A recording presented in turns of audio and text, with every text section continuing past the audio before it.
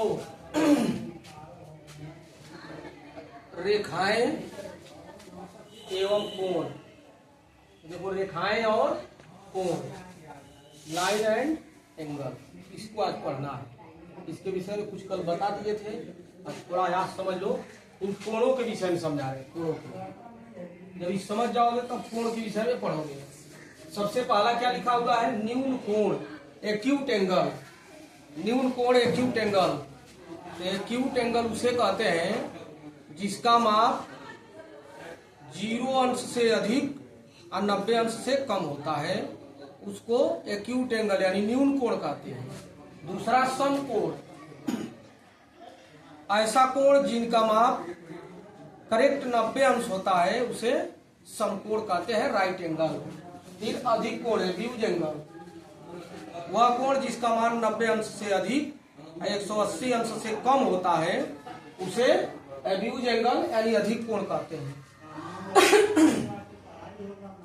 Ridge कोण, straight angle, इसको सरल कोण के नाम से भी जाना जाता है, यानी ऐसा कोण जिनका मान 180 अंश होता है उसे सरल कोण या रिज कोण कहते हैं। बृहद कोण, रिफ्लेक्स एंगल, जिसका मान 180 अंश से अधिक और 360 अंश से कम होता है उसे रिफ्लेक्स एंगल कहते हैं, यानी बृहद कोण कहते हैं। इसके अतिरिक्त पूरक कोण या कोटि पूरक, तो ऐसे दो कोण जिनका योगफल 90 अंश हो जाए उन दोनों को कोटि पूरक कोण कहेंगे। और समपूरक, ऐसे दो कोण जिनका योगफल जो है 180 अंश हो जाए उसको समपूरक कोण कहेंगे। पहले अब इसे समझो चित्र के माध्यम से। पहला सवाल तुम्हारा दिया हुआ है न्यून कोण, acute angle. Acute angle, acute angle क्या है? तो ऐसा कोण जिनका मान 0 अंश से अधिक, एक सीधी रेखा पर 0 डिग्री का कोण बनता है जिसे जीरो कोण के नाम से जाना जाता है।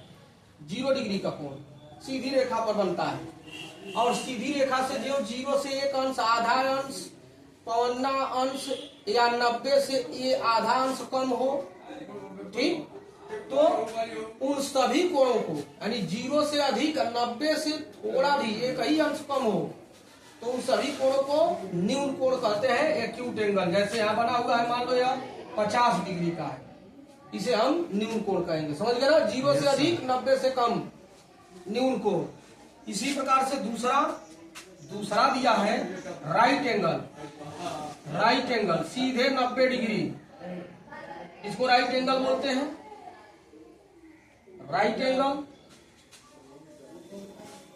राइट एंगल मतलब करेक्ट 90 डिग्री का कोण जो होता है उसे राइट एंगल या समकोण कहते हैं। समकोण का मतलब 90 डिग्री का कोण, ठीक। तीसरा दिया है abuse. Abuse angle, abuse angle अधिक कोण, यानी जिसका माप देखो यह सीधी रेखा हो गई, ऐसे बन गया इस तरह से 120 अंश, 120 अंश का कोण बन गया, तो यह 90 से अधिक हो गया, 180 अंश से कम हो गया। यानी 90 से अधिक 180 अंश से कम का जो कोण होता है, यानी अगर जो 90 से अधिक 91 हो गया, अधिक कोण में चला जाएगा। 180 से एक ही अंश कम है तो भी अधिक कोण में चला जाएगा। तो 90 से अधिक 180 अंश से कम जो होता है उसे हम कहते हैं अधिक कोण।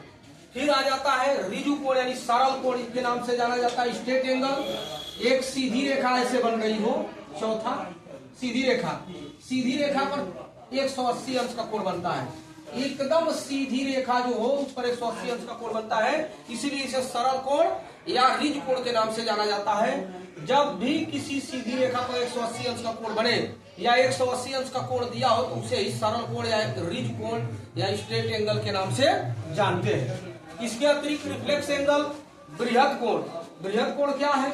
जैसे मान लो ऐसे कोण बना है तो बाहर का लिया जाए, मान लो अगर ये 40 अंश है तो यह 320 अंश हो गया, 320 अंश, ठीक ना? तो 320 अंश का कोण बन गया इधर, यानी 180 से अधिक और 360 से कम, 180 अंश से एक अंश अधिक हो जाए और 360 से एक अंश कम हो जाए, 180 से अधिक और 360 से कम, जो कोण होता है उसे हम कहते हैं बृहत कोण या रिफ्लेक्स एंगल। समझ आ गया? जब भी 180 से अधिक हो जाए, 181 हो जाए, 182 हो जाए, 299 हो जाए, 360 में से कम कर दो, 359 हो जाए, तो ये सब बृहत कोण कहलाएगा। समझ में आ गया? 180 से अधिक, 360 से कम बृहत कोण कहलाएगा। इसके अतिरिक्त संपूर्ण कोण, संपूर्ण कोण, संपूर्ण कोण यानी जो पूरा 360 डिग्री का कोण है उसे कहते हैं संपूर्ण कोण यानी कंप्लीट एंगल।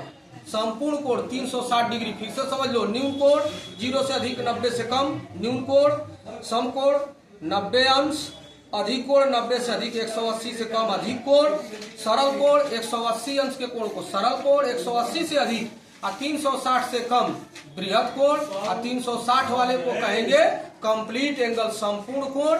और 0 डिग्री के कोण को जीरो डिग्री का कोण कहते हैं यानी शून्य कोण, और 360 वाले को संपूर्ण कोण कहते हैं। इसके अतिरिक्त कॉम्प्लीमेंट्री एंगल आता है।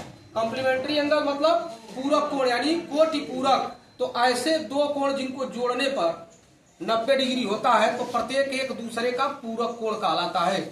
जैसे 40 अंश दिया है, यहाँ 40 अंश है तो इसका पूरक कोण क्या हो जाएगा?